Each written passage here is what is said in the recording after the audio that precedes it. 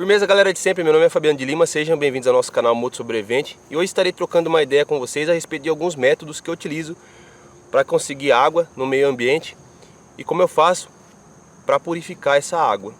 De forma geral, esses métodos que eu vou apresentar para vocês funcionam, só que funcionam melhor nos estados do meio do Brasil indo para o sul. Estados do norte e do nordeste que são mais áridos, essas técnicas não são tão boas, mas como eu disse, elas podem funcionar. Assista esse vídeo até o final e bora prosseguir com os estudos. Uma técnica que eu gosto muito de usar é subir em um lugar alto, pode ser uma árvore ou pode ser um morro igual eu tô aqui, ou mesmo em cima de uma montanha, e observar o terreno procurando por matas ciliares, lagoas ou por uma planta conhecida como taboa, que é essa que eu estou mostrando para vocês.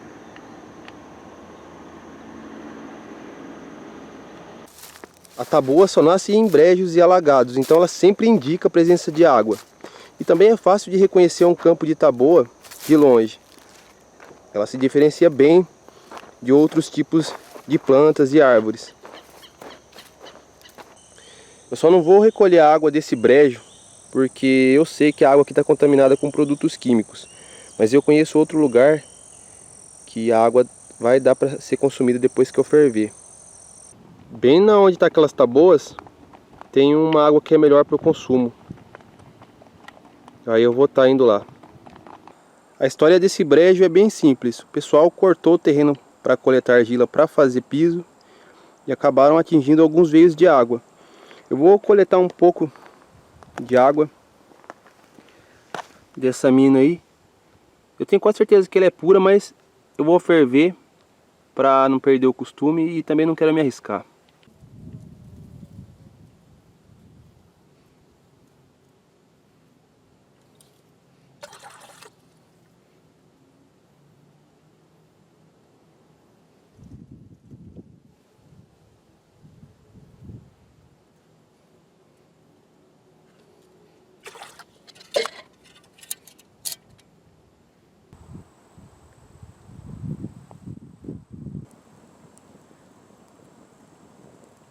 Então minha água já ferveu, vou tirar ela do fogo, esperar ela esfriar um pouco e experimentar para ver como é que ficou isso.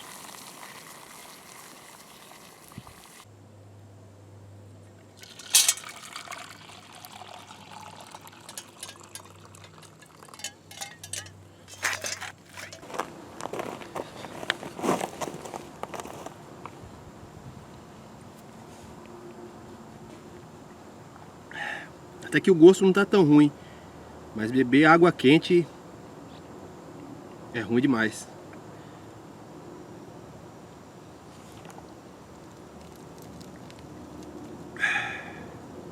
Também existem algumas árvores que indicam uma possível fonte de água, como esse ingamirim que eu estou mostrando para vocês aí. A imbaúba, a sangra d'água, o gerivá, o articum, entre outras árvores, também indicam a presença de água. Porém, quando vocês estão procurando água, observando árvores, o ideal é nunca procurar por uma árvore só, e sim por um conjunto de árvores que gostam de locais com bastante umidade no solo. Vou passar um exemplo para vocês. Digamos que eu estivesse num local bem alto e avistasse um pé de ingamirim igual aquele. Então eu ia procurar na volta para ver se outras árvores que gostam de água nasceram por perto. E aí eu tenho outros pés de ingamirim ou mesmo de sangra d'água nascendo por aqui. E de longe eu suspeitaria que essa seria uma área onde eu poderia coletar um pouco de água. Outro exemplo de árvore que gosta de nascer em locais com abundância de água é a imbaúba, que é essa árvore bonitinha que eu estou mostrando para vocês aí. Eu vou dar uma volta aqui para ver se eu encontro mais pés de imbaúba.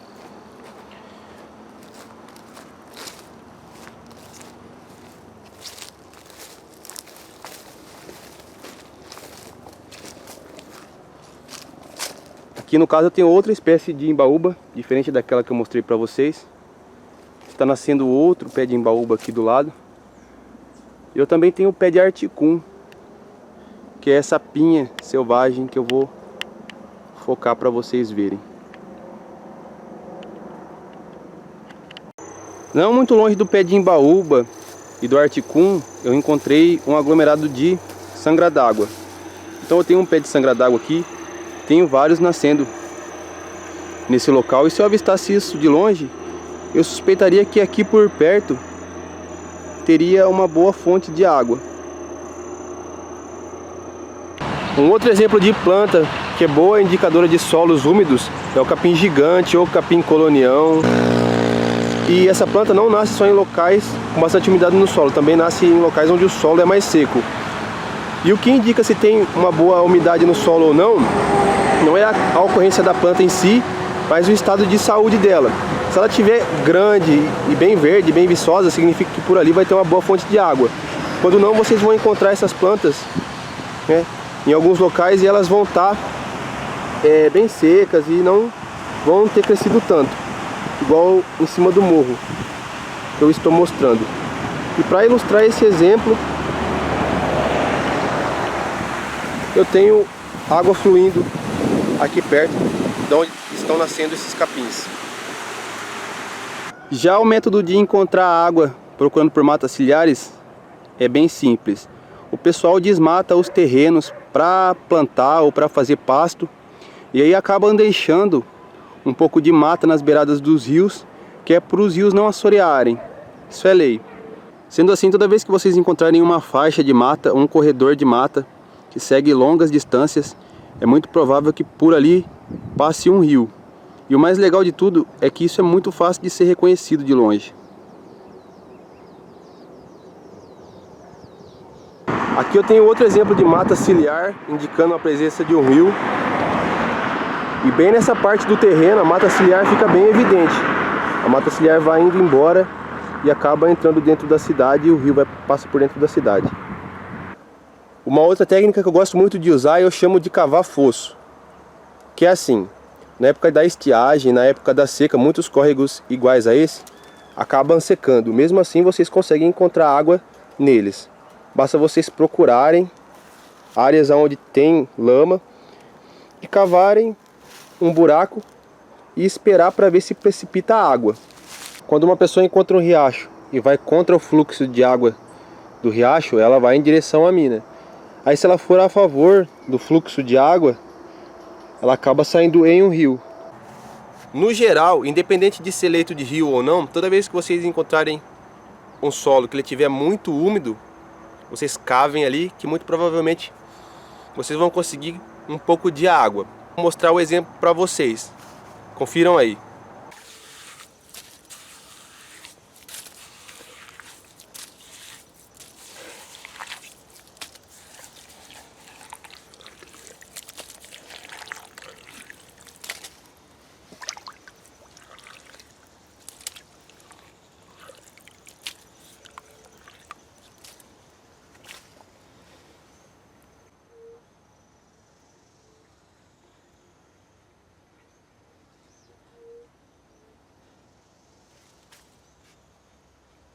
Uma outra coisa que eu gosto de observar bastante é o relevo do terreno das matas. Então quando chove, a água desce do ponto mais alto para o ponto mais baixo do terreno, teoricamente indo em direção ao rio. E essas marcas que a água deixa no terreno, umas são os corredores de água, onde a água passa sempre, então forma uma erosão contínua. E outros são essas bacias de água aqui, que quando a água desce, ela acaba parando aqui por algum tempo.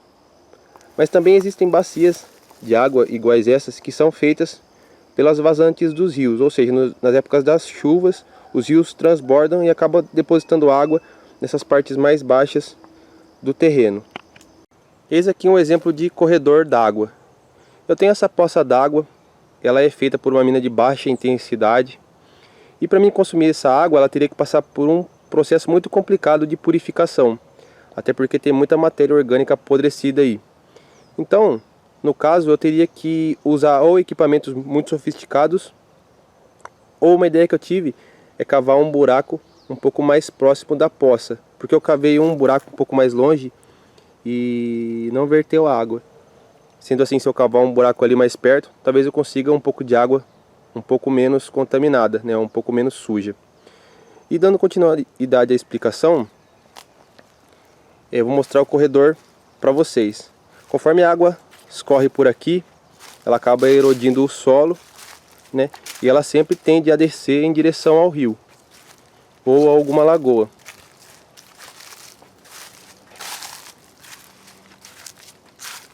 Reparem que é uma erosão contínua.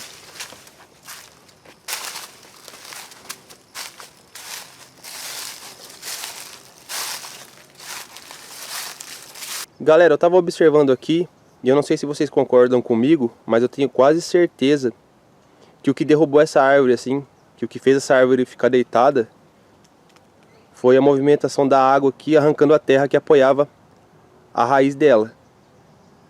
Então eu mostrei para vocês algumas técnicas de como encontrar rio, ou observando matas ciliares, ou observando aglomerados de vegetações que gostam de áreas úmidas, ou observando o terreno das florestas, procurando por lugares onde a água costumeiramente passa, indicando, né, a direção dos rios. E quando a pessoa encontra um rio, automaticamente os problemas dela acabam em relação à água. Porém, muitos rios que passam por dentro das cidades recebem esgotos e produtos químicos, o que torna a água deles inviável para o consumo, sem que passe por um tratamento específico. Então, há algum tempo atrás, eu peguei um bocado dessa água, passei por um filtro de carvão vegetal, fervi a água e consumi. Eu não vou estar fazendo esse teste nesse vídeo, porque senão vai ficar muito cansativo para mim. Mas eu vou estar indo aqui perto numa lagoa, que é formada pela vazante desse rio, ou seja, é quase a mesma água. E vou estar filtrando aquela água para beber. E nessa lagoa tem a presença de algas. Eu nunca experimentei a água com algas. Vou lá, né? Vou beber aquela água, vamos ver se me dá um revertério. Essa é a lagoa que eu falei. Na mata, na parte de trás, tem o rio. E aqui é da onde eu vou pegar a água.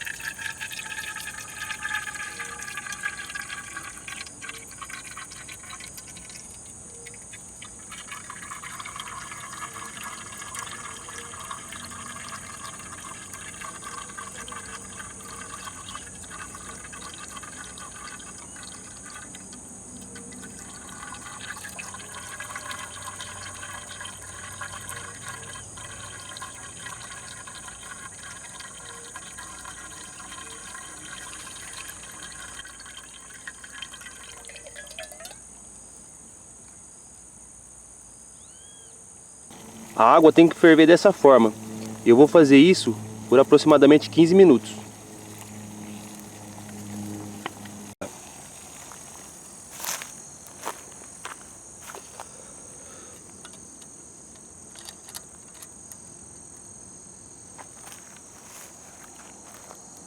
Como ainda sobrou um pouco de resíduo na água, cinza da fogueira e outras coisas, eu vou passar ela pela camisa antes de beber.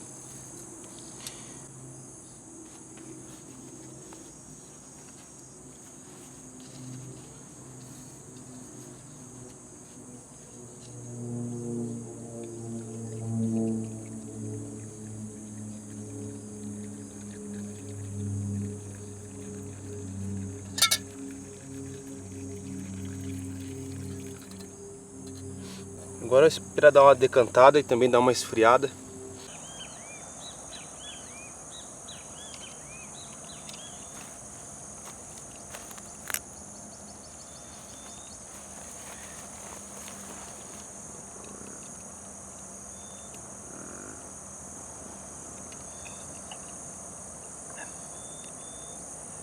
Não tá com gosto tão ruim, mas ela tá morna ainda, quase quente.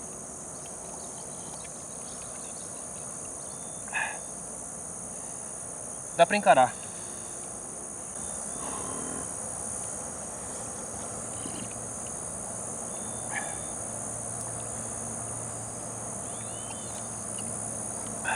Vou esperar esfriar mais um pouco para me beber o resto. O filtro que eu estou usando, ele foi improvisado com carvão vegetal, fibra de bambu na parte de cima, fibra de bambu na parte de baixo, sendo que a fibra de bambu na parte de cima é para retirar detritos sólidos como folhas, algas, larvas de bichinhos, coisas assim. O carvão é para retirar da água esse tipo de poluente aqui, que fica por cima. Não sei se vocês vão conseguir enxergar, e parece um óleo. Isso daí é resultado de matéria orgânica apodrecida. Então isso aí tende a parar no carvão. E embaixo eu tenho um pouco de bambu, que é para filtrar o pó de carvão que acaba saindo um pouco, e também para fazer uma segunda filtragem de detritos. Então a água deu uma esfriada e eu vou beber toda ela para concluir o teste para vocês. A água está esverdeada, eu não consegui tirar essa coloração dela com a filtragem, mas como eu fervi, então não tem problema. Vou beber esse negócio.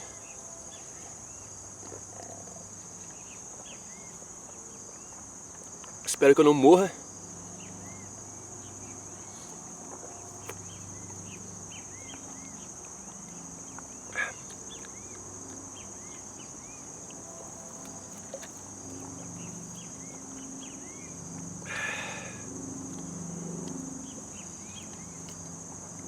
Uma outra forma de encontrar água é observando animais. Existem vários animais que indicam a presença de água, mas o que eu observo são dois: a garça e a capivara.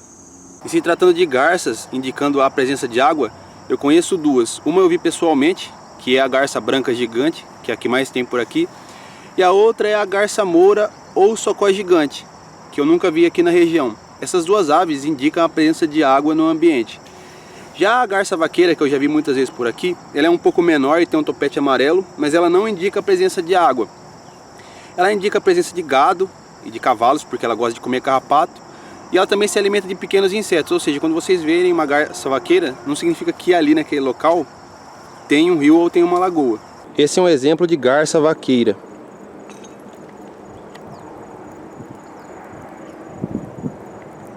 A garça raramente voa de noite, a não ser que ela esteja sendo ameaçada por alguma coisa, ela voa. Então é assim, ó, bem de manhã, das 5 às 7, se vocês verem uma garça voando ou passando por vocês, significa que do lado oposto tem um rio ou tem uma lagoa.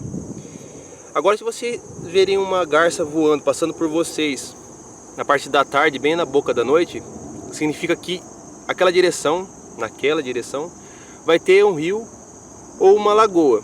Agora, se vocês verem uma garça passando por vocês no meio do dia, cruzando o céu, aí isso não indica a presença de um rio tão perto assim.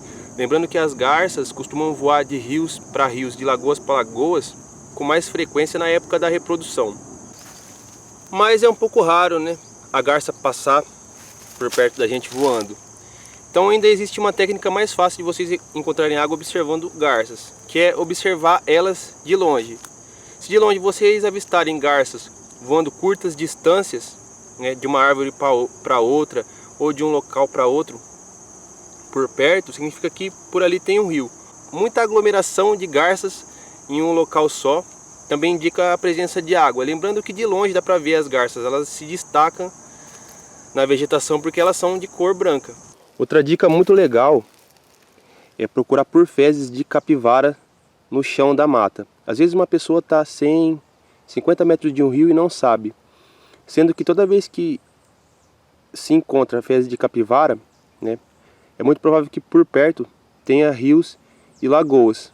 Galera, eu estou gravando esse vídeo e realmente aqui perto tem um rio. E na minha experiência de vida, eu nunca encontrei fezes de capivara longe da água. E no caso, essas fezes devem estar aqui mais ou menos uns 20 dias. E quando a capivara cagou isso, e as fezes estavam verdes, alguém passou, acabou pisando e deixando a marca aí na trilha. E como aqui nessa área eu encontrei uma quantidade muito grande de fezes, eu acredito que as capivaras se reúnam aqui. Esse deve ser um ponto de encontro delas. Também existem algumas plantas que podem oferecer um bocado de água para vocês. E aqui no caso eu estarei procurando por um cipó d'água para mostrar.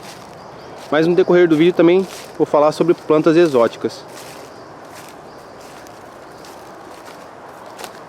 Encontrei uma galinha de Angola. Ela está bem camuflada no meio dessas folhagens aí, ó.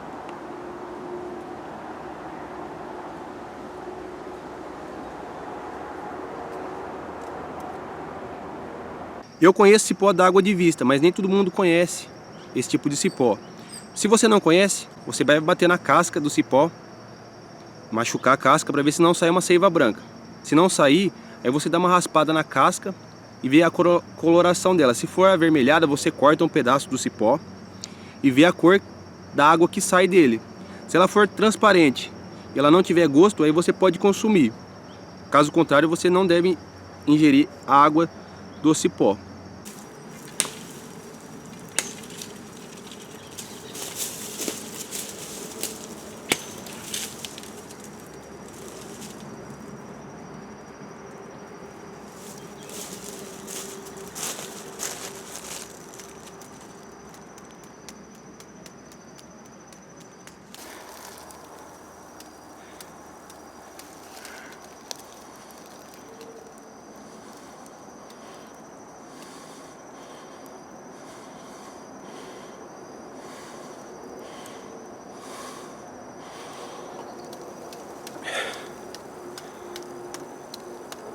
Galera, caiu um pouco de sujeira na água, certo? Mas isso não é o importante. Eu quero que vocês reparem bem mesmo na coloração dessa água aí.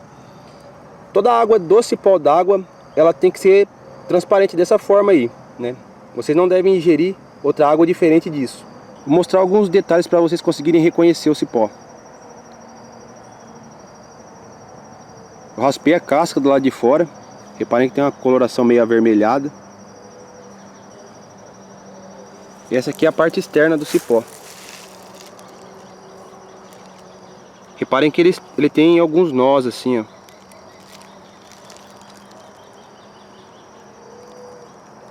Esse aqui é um cipó d'água bem velho, né? Ele já está bastante grande. E aí eu raspei a casca dele para mostrar a coloração para vocês, né? Então ele está brotando do chão ali e indo embora.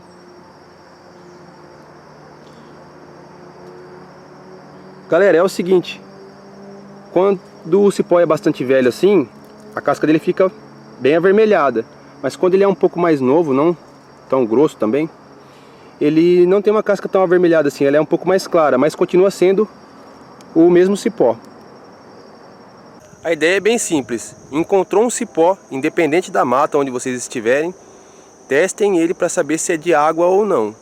Pode ser que existam outras espécies de cipó d'água, além desse cipó vermelho que eu mostrei para vocês, porém eu ainda não as conheço, mas continuarei pesquisando. Uma outra forma de vocês conseguirem um bocado de água é através do bambu. Ou vocês podem furar um dos gomos para ver se tem água dentro, ou vocês podem coletar água que fica nos bambus cortados ou nos bambus quebrados. Porém, essa técnica só funciona nos meses da chuva. Nos meses da seca, o bambu não tem a capacidade de reter água por muito tempo dentro dele. Então o pessoal corta o bambu e deixa ele dessa forma assim. Aí conforme chove, acaba entrando água dentro do gomo e parando perto do nó. Vou furar para ver se tem água aí.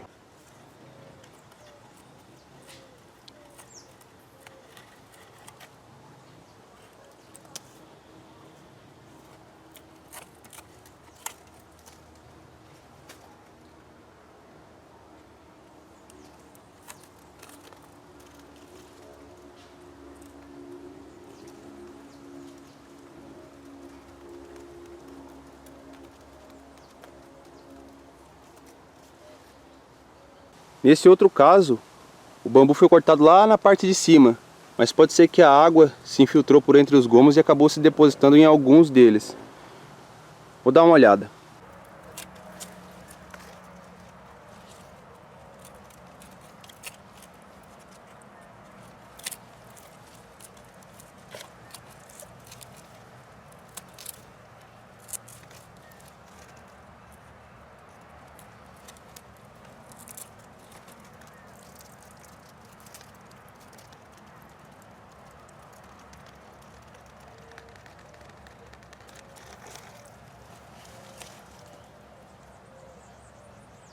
Na minha concepção, água de bambu não é segura para beber a não ser que ela seja purificada.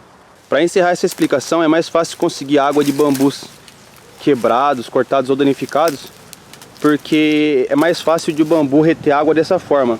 Ou seja, a água pega e escorre por entre o corte ali, acaba se depositando nos gomos. Já bambus que estão inteiros já é mais difícil de se conseguir água, porque é necessário que chova muito para que a água atravesse as fibras e acabe se depositando dentro do bambu. Eu até fiz o teste com esse bambu aí, esse bambu está inteiro, e não verteu muita água, na verdade só tinha umidade dentro. A outra planta que tem a capacidade de reter água são as da família da bromélia. E aí no caso acaba parando água por entre as folhas. Porém é muito importante vocês purificarem essa água, porque às vezes nela pode ser que tenha larvas de insetos ou ovos de insetos ou pequenos anfíbios que podem contaminar a água.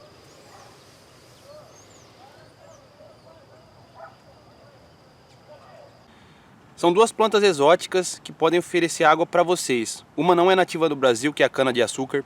Eu tenho um vídeo falando especificamente sobre a cana-de-açúcar. Vai estar na descrição desse vídeo e também vai estar no final dele para vocês estarem dando uma olhada. E eu também vou falar um pouco da palma forrageira. O nome dessa planta é palma forrageira. Ela é típica da região Nordeste, ela é nativa de lá. E considerada exótica em outras áreas do Brasil. No caso, trouxeram ela para cá. Ela é facilmente encontrada em áreas rurais e beiras de estradas. Ela é comestível e rica em água. E eu vou estar recolhendo uma parte dessa para estar experimentando. Para ela ser consumida, é necessário que a casca seja retirada, porque pode conter alguma sujeira. E os espinhos também, porque se parar um espinho desse na garganta de vocês, pode causar uma séria irritação. Galera, eu nunca mostro nada para vocês que eu não tenha experimentado ou testado mais de uma vez, como é o caso dessa planta.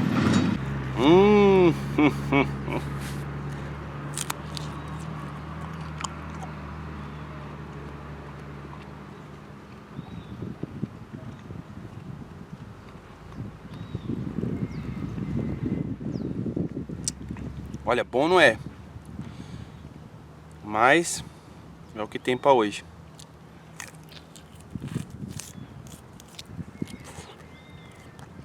É azedo e tem essa baba aqui, ó. Isso chama mucilagem.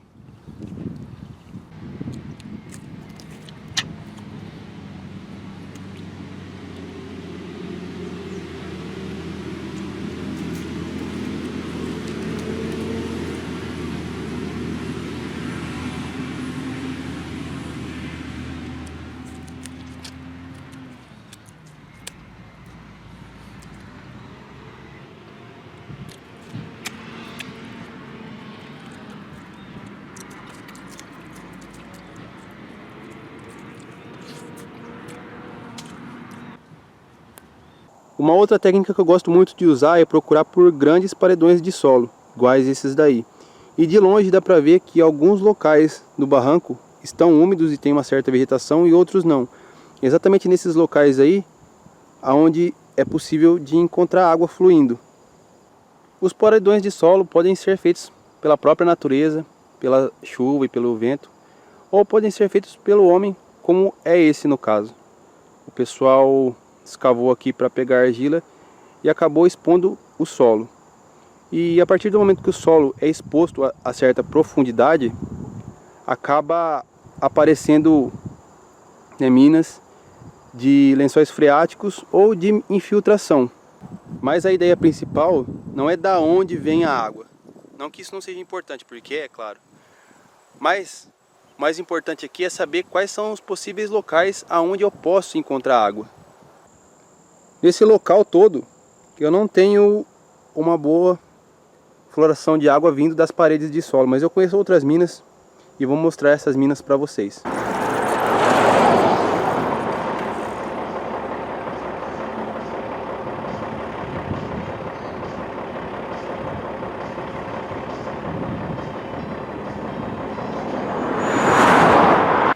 Vamos ver como é que está a situação dessa mina. Faz tempo que eu não venho aqui.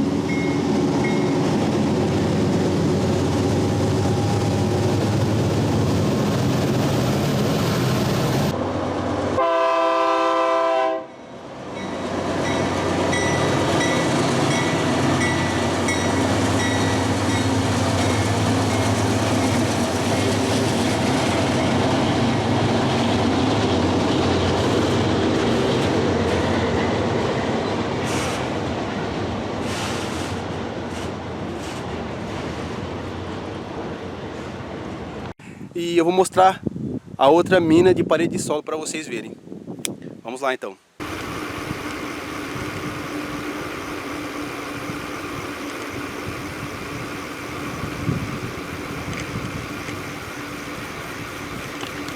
Cheguei na segunda mina, reparem que já está minando a água do solo.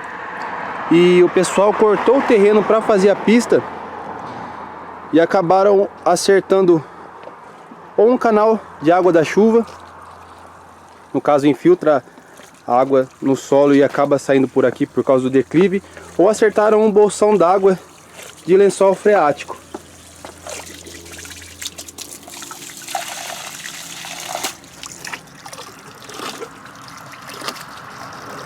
Subir para mostrar para vocês.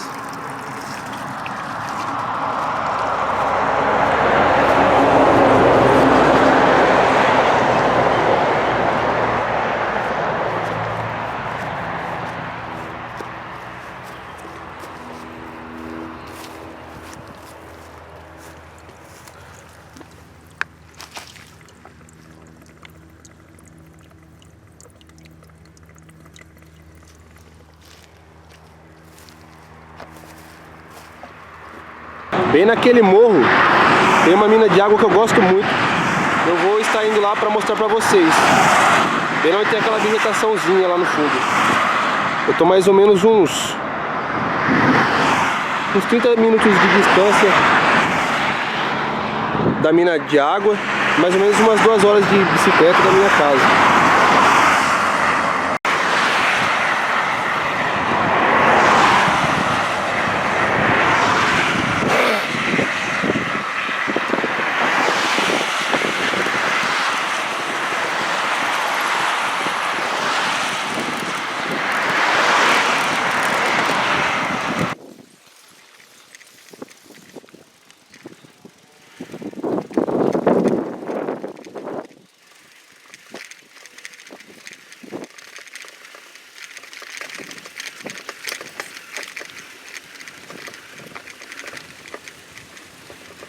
Então eu cheguei na mina d'água. Mina de contato igual essa aqui não é muito fácil de ser encontrada. Eu mesmo só conheço essa. Eu estou numa área que foi bastante erodida pela chuva. A chuva veio descendo aí e acabou detonando um pouco o solo. Mesmo assim, essa área aqui ela poderia ser um brejo antigamente, mesmo antes de toda essa erosão expor o solo. Isso aqui é a brotação de água que eu acho mais legal de todas, que é o que as pessoas chamam de olho d'água.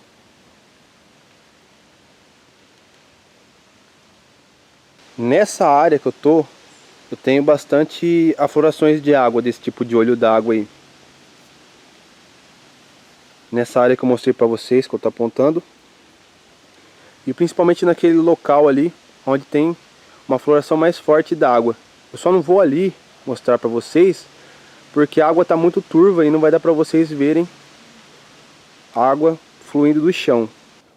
Diferente das minas de parede de solo, que dá para ver a umidade nos barrancos de longe, as minas de olho d'água não dão para ver essa umidade. Por mais que o terreno tenha bastante declive, por mais que o terreno tenha bastante caída, não dá para perceber, a não ser pelas vegetações que gostam de solos úmidos. É por isso que tem que ter o olho treinado para conseguir interpretar esse tipo de vegetação.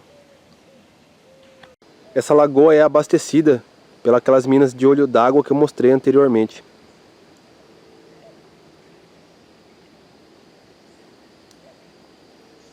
Então eu fiz algumas ilustrações, que é a parte teórica do assunto de hidrogeologia e hidrologia, mas isso é voltado para técnicas de sobrevivência apenas. Então aqui eu tenho um exemplo de declive de montanha. Quando chove, a água acaba se infiltrando na montanha e uma parte da água acaba escorrendo e descendo em direção ao vale, sendo que a água se deposita nos vales na maior parte das vezes, formando rios. E a parte mais baixa do terreno sempre ela vai estar mais próximo dos lençóis freáticos do que as partes mais altas. Vocês vão conseguir encontrar água fluindo nas partes mais altas, né, escapando do solo, mas nas partes mais baixas isso é sempre mais evidente. Já nesse exemplo eu tenho uma mina de parede de solo, ou seja, essa área pontilhada aí tinha terra antes e a água fluía por debaixo da terra escondida.